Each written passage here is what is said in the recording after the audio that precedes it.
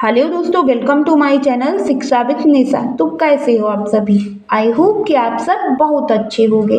तो दोस्तों, आज के इस वीडियो में हम आपको वृत्त यानी सर्कल से रिलेटेड इन बिंदुओं को डिस्कस करेंगे। यानी इस वीडियो में हम आपको बताएंगे कि जो वृत्त होता है उसमें केंद्र क्या है, त्रिज्या, व्यास, जीवा, लघु वृत्तखंड और दीर्घ वृत्तखंड, क्षेत्रफल, परिधि, त्रिज्यखंड और चाप, सभी पॉइंटों को हम आज की इस वीडियो में डिस्कस करेंगे।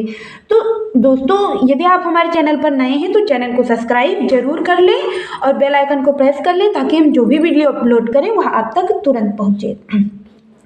तो यहाँ दोस्तों, इन बिंदुओं को जान लेना जरूरी क्यों हो जाता है?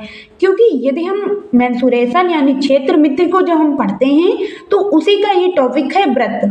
तो अगर हम इससे रिलेटेड सवालों को करते हैं तो इन बिंदुओं को अगर हम जानते हैं तो उन सवालों को बहुत ही इजी तरीके से कर लेंगे। अगर इन बिंदुओं को हम नहीं जानते तो हमें वृत्त से रिलेटेड क्वेश्चन को करने में दिक्कतें आती हैं। तो दोस्तों, वो दिक्कतें आपकी नहीं रहेंगी क्योंकि इस वीडियो को देखने के बाद ये सारे डाउट आपके क्लियर होने वाले हैं। तो सबसे पहले यहाँ दोस्तों, यह जो वृत्त है उसमें वृत्त के केंद्र यानी वृत्त का केंद्र किसे कहते हैं, जिसे सेंटर। तो हम देखेंगे कि यह जो आपको दिखाई दे रहा है यह वृत्त है, ठीक। यानी जो गोल संरचना है उसे वृत्त कहते हैं। दोस्तों, वृत्त और गोले में अंतर होता है। आप सभी ने बॉल को देखा होगा, वह एक गोला है और ये वृत्त है।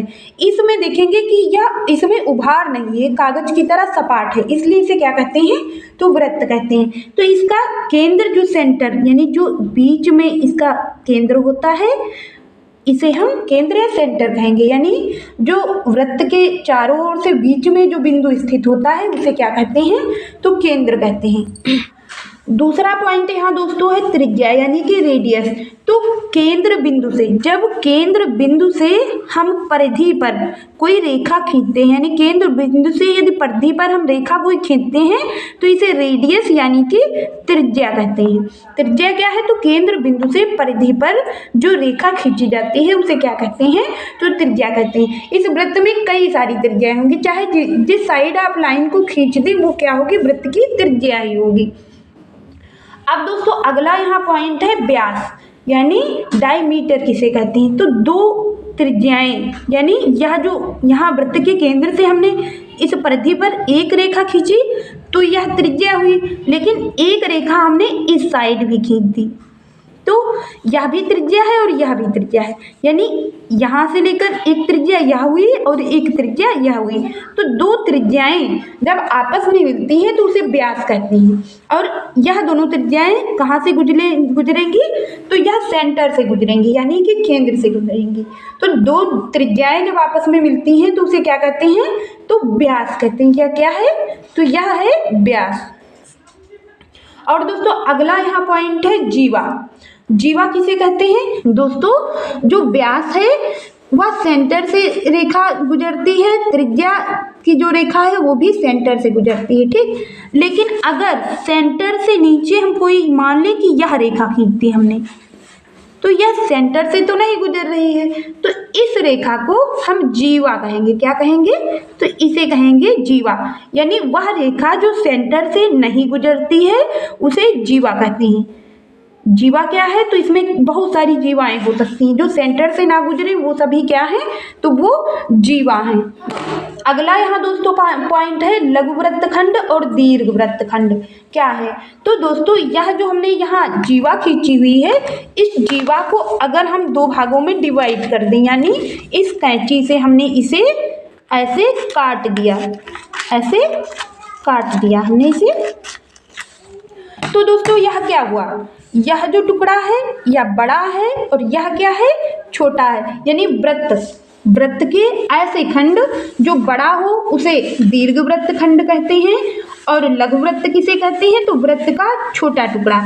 यानी जब वृत्त को हम डिवाइड करते हैं तो बड़ा भाग है उसे दीर्घ वृत्त खंड कहेंगे और छोटे टुकड़े को हम क्या कहेंगे, यानी जो वृत्त का छोटा भाग है उसे लघु वृत्तखंड कहेंगे।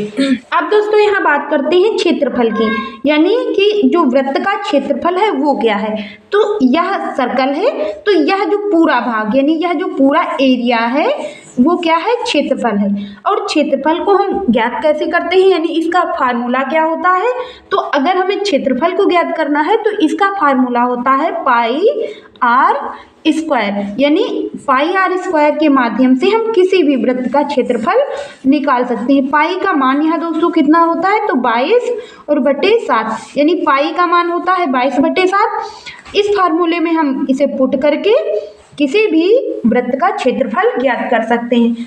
अब यहाँ दोस्तों देखेंगे कि अगला पॉइंट है परिधि। तो परिधि किसे कहते हैं, तो दोस्तों ये मान लो कि क्या है, एक सर्कल यानी कि वृत्त है, तो इसके जो ये किनारे किनारे का क्षेत्र है, यह किनारे का क्षेत्र है, इसे क्या कहेंगे, तो परिधि कहेंगे। अच्छा, परिधि को हम कैसे ज्ञात करते हैं, तो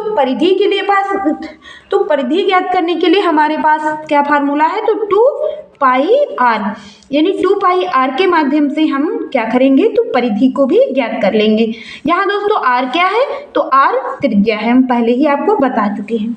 अब यहाँ दोस्तों जो अगला पॉइंट है वह है त्रिज्यखंड। तो अब यहाँ यह भी जान लेना जरूरी है कि त्रिज्यखंड किसे कहते हैं। तो दोस्तों यह क्या है, एक पूरा सर्कल है, ये हम क्या देखेंगे, यह एक पूरा सर्कल है। तो हमें पता है कि जो सर्कल होता है उसमें कोण 360 का बनता है, यानी पूरा जो कोण होता है उसका 360 का, ये पूरा जो कोण होगा वो 360 का होगा। सर्कल कोई भी सर्कल हो वह 360 का ही उसमें कोण बनता है। तो दोस्तों अब यहाँ त्रिज्यखंड किसे कहेंगे, तो यह जो है ये भी एक त्रिज्या है और यह भी क्या है, एक त्रिज्या है, यह भी त्रिज्या है और यह भी त्रिज्या है। तो यहाँ त्रिज्यखंड किसे कहेंगे, तो ऐसा वृत्त का खंड जो 2 त्रिज्याओं और एक चाप से बना होता है। ऐसा वृत्त का खंड जो 2 त्रिज्याओं और एक चाप से बना होता है उसे त्रिज्यखंड कहते हैं। यह भी एक त्रिज्यखंड है और यह भी एक त्रिज्यखंड है। यह छोटा त्रिज्यखंड है और यह क्या है, एक बड़ा त्रिज्यखंड है। तो दोस्तों अगर हमें त्रिज्यखंड का क्षेत्रफल ज्ञात करना है तो उसका हम क्षेत्रफल कैसे ज्ञात करेंगे, तो इसके लिए हमारे पास फार्मूला है पाई आर स्क्वायर थीटा और बटे 360। थीटा क्या है, तो यहाँ जिस भी त्रिज्यखंड का हमें क्षेत्रफल ज्ञात करना है उसका जो कोण यहाँ पर होगा, मान लो कि यह पूरा 360 है या 60 है, तो इसके माध्यम से हम इसका क्षेत्रफल निकाल। और चाप किसे कहते हैं, तो यह जो पूरा हम यह देखेंगे एरिया, चाप किसे कहते हैं, तो यह जो परिधि है, यह परिधि, इस परिधि का यह टुकड़ा, यानी कि यह जो भाग हमने यहाँ से इसे त्रिज्यखंड को निकाल लिया है तो इसे चाप कहेंगे, यानी यहाँ से लेकर यह जो भाग है इसे क्या कहेंगे, तो चाप कहेंगे। तो दोस्तों उम्मीद करेंगे कि आपको हमारी यह वीडियो पसंद आई होगी, और यदि आप सभी को हमारी यह वीडियो पसंद आई हो तो वीडियो को लाइक और चैनल को सब्सक्राइब जरूर करें, और कमेंट बॉक्स में यह जरूर बताएं कि आपको हमारी यह वीडियो कैसी लगी, और इस वीडियो को ज़्यादा से ज़्यादा शेयर भी करें।